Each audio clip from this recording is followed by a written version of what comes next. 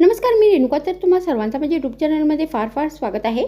तर या पावसाच्या थंडीमध्ये तुम्ही अगर चिरमुऱ्यापासून भडंग या भेळ बनवण्याचा विचार करताय तर आज मी तुमच्यासाठी चिरमुऱ्यापासून बनवलेली एक फारच रुचकर अशी चटपटीत नाश्त्याची रेसिपी घेऊन आलेली आहे, जी खाल्ल्यानंतर तुम्ही भेळ आणि भडंग या दोन्हींची चव विसरून जाल. मग उशीर कशाचा, चला सुरू करूया आजचा व्हिडिओ. मग ही रेसिपी बनवण्यासाठी सर्वात आधी आपल्याला एक बाउल घ्यायचा आहे आणि यामध्ये 4 कप चिरमुरे घालायचे आहेत. तर मी ते 2 लिटर चिरमुरे घेतलेले आहेत. तर सर्वात आधी आपल्याला अर्धा कप पाणी या चिरमुऱ्यामध्ये घालायचं आहे आणि हे चिरमुरे आता 5 मिनिटांपर्यंत असेच भिजण्यासाठी ठेवून द्यायचं आहे.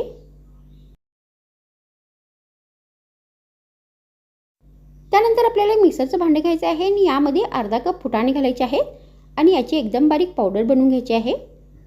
तर मी ते फुटाण्याची एकदम बारीक पावडर बनवून घेतलेली आहे.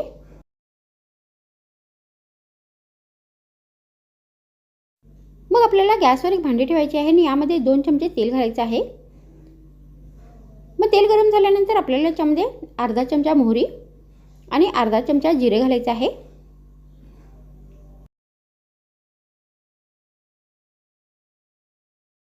मग हे दोन्ही साहित्य व्यवस्थित तडतडल्यानंतर आपल्याला याच्यामध्ये एक बारीक चिरलेला कांदा घालायचा आहे आणि कांदा हा तेलामध्ये व्यवस्थित परतून घ्यायचा आहे.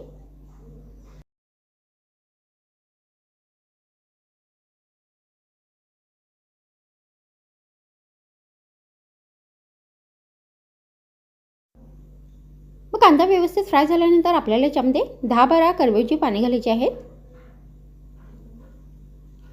आणि त्यानंतर याच्यामध्ये चवीनुसार लांब साईजमध्ये कट केलेल्या हिरव्या मिरच्या घालायच्या आहेत. तर तुम्ही ते हिरव्या मिरच्या बारीक पण चिरून घेऊ शकता. तर आता आपल्याला हे दोन्ही साहित्य जे आहे ते व्यवस्थित तेलात फ्राय करून घ्यायचं आहे.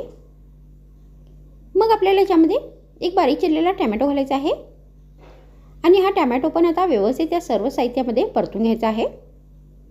तर हे सगळे साहित्य व्यवस्थित फ्राय झाले पाहिजे.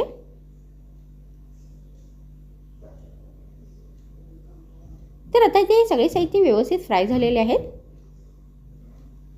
आणि हे चिरमुरे पण आता व्यवस्थित भिजले आहेत. त्यानंतर हे भिजलेले चिरमुरे आपल्याला या साहित्यामध्ये घालायचे आहेत.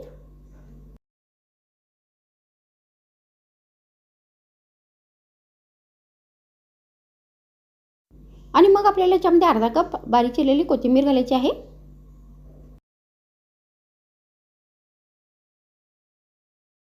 मग आपल्याला याच्यामध्ये पाव कप तळलेले शेंगदाणे घालायचे आहेत. तर मी ते शेंगदाणे तेलामध्ये व्यवस्थित तळून घेतलेले आहेत, तर ते आपल्याला याच्यामध्ये घालायचे आहेत. तर तुम्ही हे शेंगदाणे या फोडणीमध्ये पण घालू शकता. त्यानंतर आता आपल्याला हे सगळे साहित्य जे आहेत ते व्यवस्थित मिक्स करून घ्यायचे आहेत.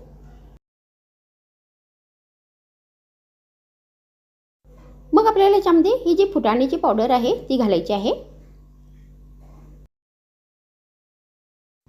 त्यानंतर ही रेसिपी चटपटीत बनवण्यासाठी आपल्याला याच्यामध्ये अर्धा लिंबूचा रस घालायचा आहे.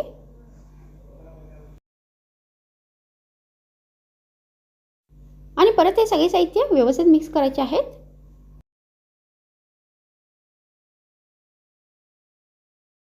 मग शेवटी आपल्याला याच्यामध्ये चवीनुसार मीठ घालायचं आहे आणि सगळे साहित्य व्यवस्थित मिक्स करायचे आहेत. तर तुम्ही अशा पद्धतीने चिरमुऱ्याचा वापर करून भेळ या भडंग न बनविता ही चटपटीत अशी रुचकर नाश्त्याची रेसिपी बनवू शकता आणि सर्व करू शकता. तर मग आजच्या व्हिडिओमध्ये इतकेच. पुन्हा भेटूया आणखीन एक नवीन रुचकर रेसिपीसोबत. तर मग थँक्स फ्रेंड्स वॉचिंग माय व्हिडिओ.